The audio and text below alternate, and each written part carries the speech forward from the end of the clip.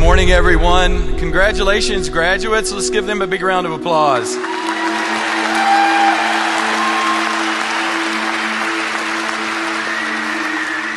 It's my pleasure today to provide an introduction to today's speaker, Ashraf Habibullah. Many students, when they graduate, sometimes they forget the commencement speaker. I don't think that will be the case today. Ashraf is a structural engineer and is president and CEO of Computers and Structures Incorporated, which he founded in 1975. Today, CSI is recognized globally as the pioneering leader in the development of software tools for structural and earthquake engineering. The software is used by thousands of engineering firms in over 160 countries for the design of landmark projects such as the Freedom Tower in New York City, the Burj Khalifa Tower in Dubai, and the Bird's Nest Stadium in Beijing. Today, the skyline of every major modern city in the world is defined by structures that have been designed using Ashraf's software. He has a passion for the arts and social causes. He is co-founder of the critically acclaimed Diablo Ballet and the founder of the Engineers Alliance for the Arts, an organization that involves school children with technology, focusing on the artistic aspects of bridge engineering. He regularly donates his money and time as a speaker to support humanitarian organizations, hospitals, and educational institutions worldwide.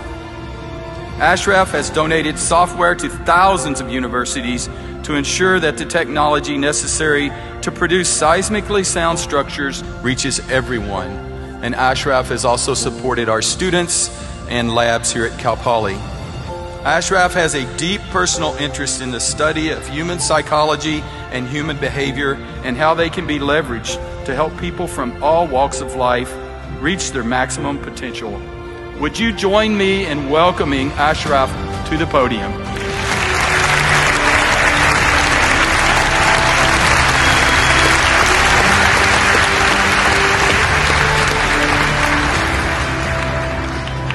Well, thank you so much. I just didn't know I was that good. I just have to tell you, I love Cal Poly. I mean, I have friends here that are students.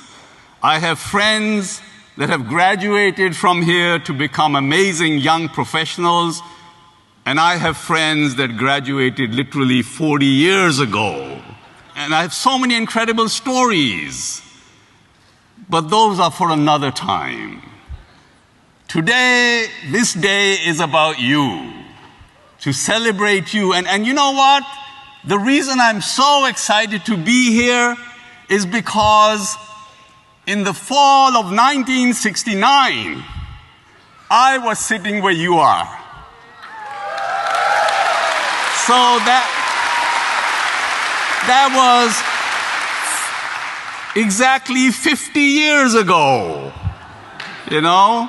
So I'm here to celebrate with you guys. And I remember those days. I remember that day vividly like it was yesterday. And you are going to remember this forever. The feeling, the accomplishment, and the relief. You know, the fact that this phase is behind you. You know, I remember all of that. But you know, one thing I really don't remember. Who was my keynote speaker? You know, I really don't remember that. So I want to make sure that that doesn't happen to you. And you know what? They make me wear this thing. They say I need to look respectable. Well, you know, I'm here to celebrate with you guys. Why do I have to look respectable? You know? So I'm going to take this thing off.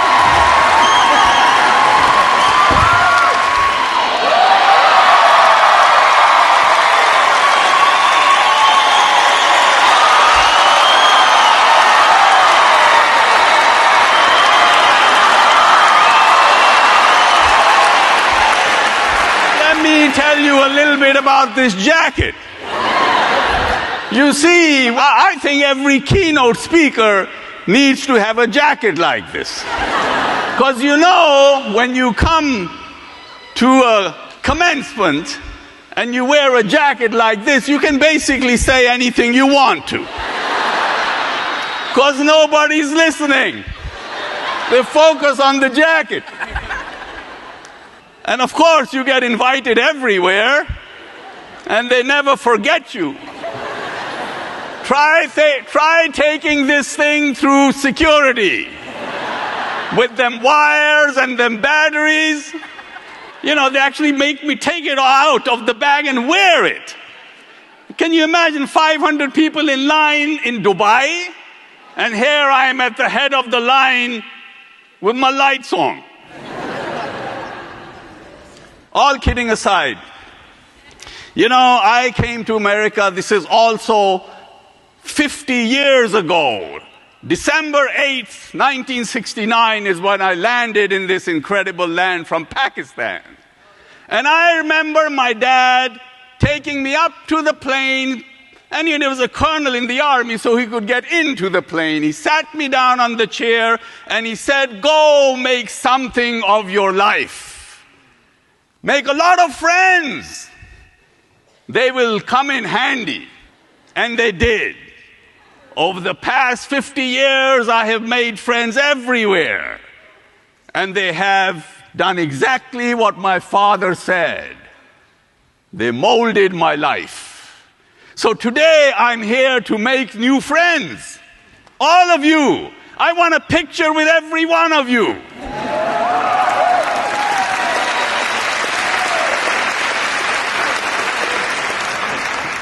I was thinking, what should I really talk about? Then it occurred to me that students are usually broke. All 4 years they struggle for money. So I thought maybe that's a good topic, because I really want all of you to be rich. So I thought I'd start with that. There's a research report out there which says that only 15% of your financial success is based upon your technical knowledge or basically the stuff you learn in school. You know, you'll make a good living. But if you learn the other 85%, which they say is based upon what they call human engineering, you can raise your income 700%. So I thought maybe today we'd talk a little bit about human engineering, what it is. It's basically your ability to lead people, to create paths for them so they follow you and become better. It's your ability to inspire them, to make them do things that maybe they never did before.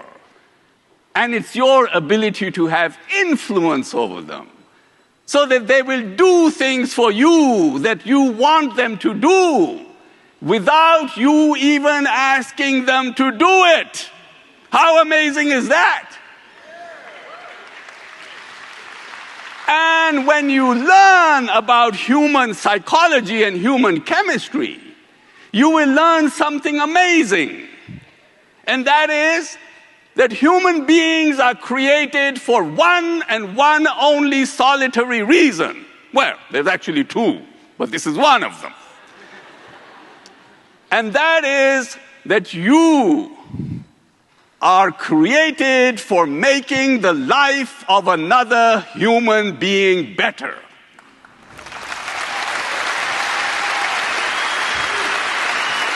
That's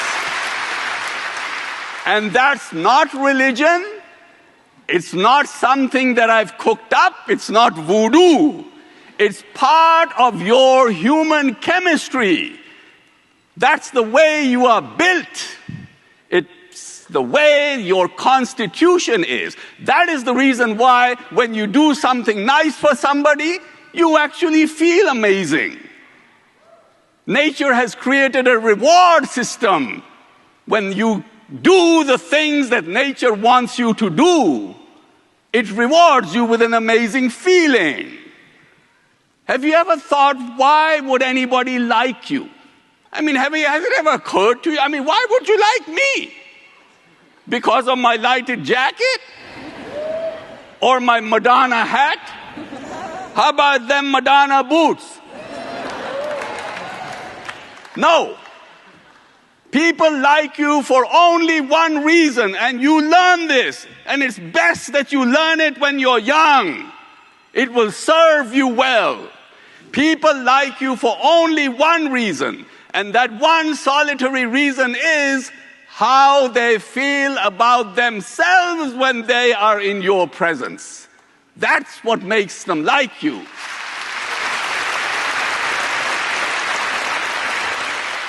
It's called the serotonin factor. If you can make a person feel like a gazillion bucks, they will come back to you again and again and again. When I'm nice to you, you get a serotonin rush. You glow.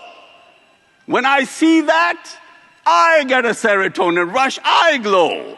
And when all of these people around watch that interaction, they get a serotonin rush. Why do you think game shows are so popular?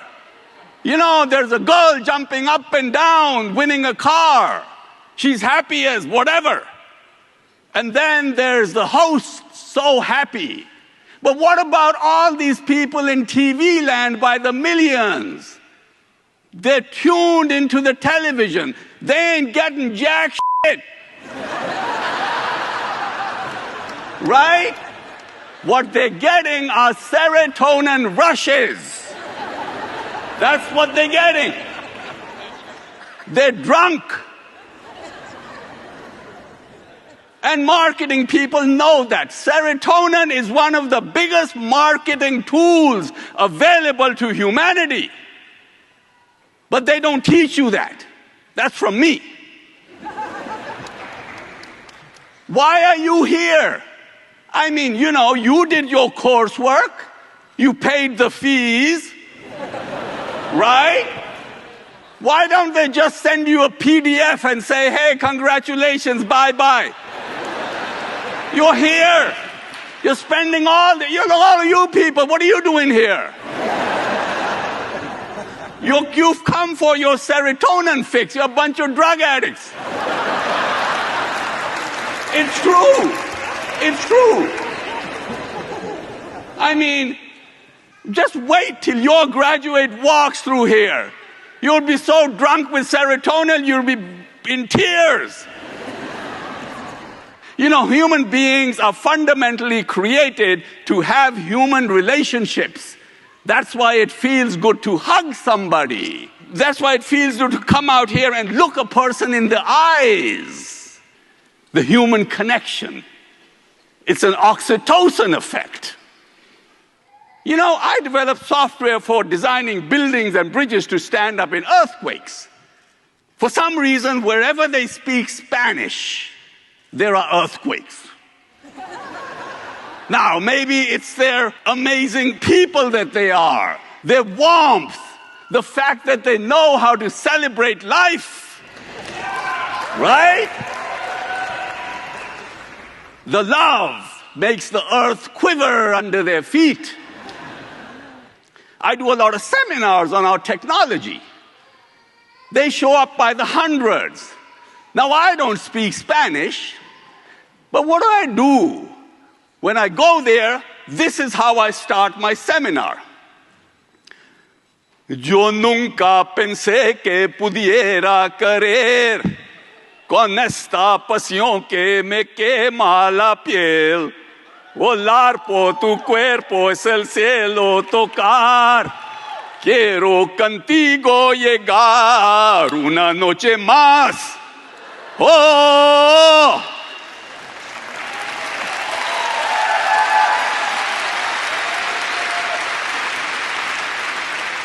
Now, I haven't the foggiest idea what that means, because I don't speak Spanish.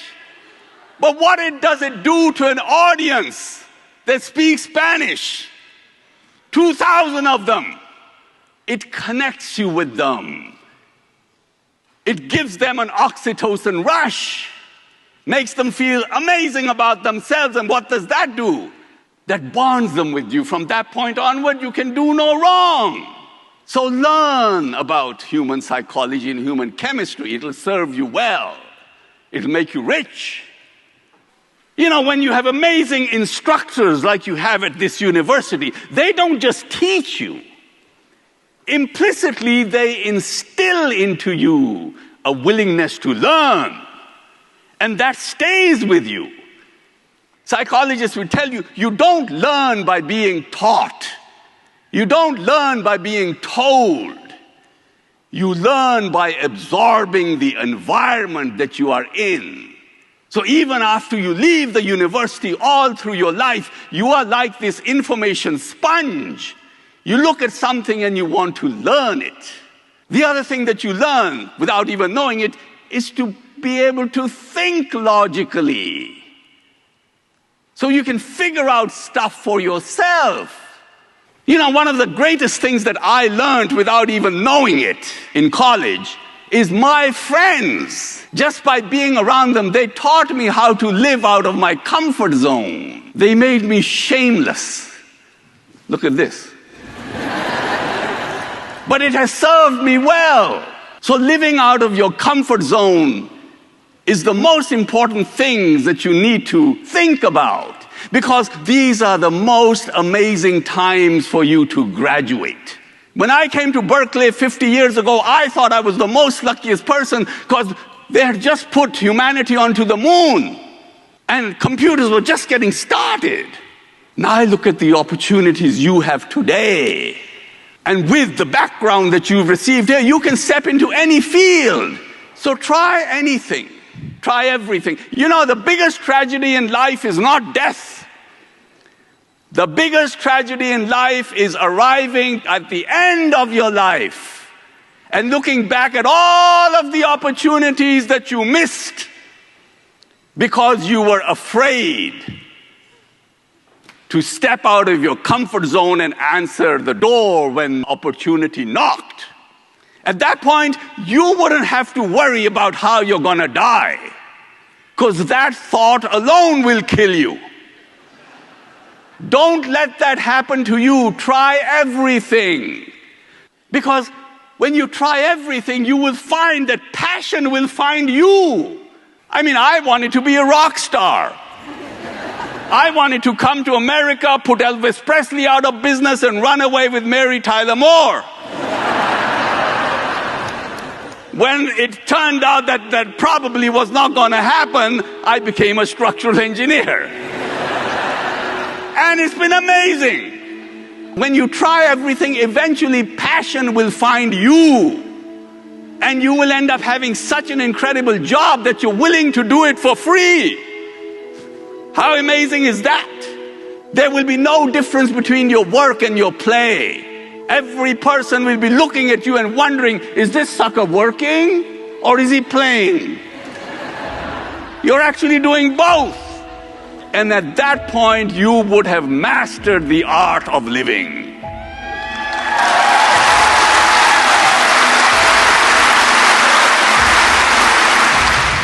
You are the people that are the future of this country. You are the ones that are going to create the next Uber app. $50 billion worth. My God, what is that? What is Uber? It's just a stupid app worth $50 billion. You can do that. Now, when you do that, the reason I want to be friends with you is I want to come to your launch party. The world is out there waiting for you. Go grab it. Good luck, and make sure I'm on your invitation list. I will keep my jacket warm and my batteries charged. Thank you.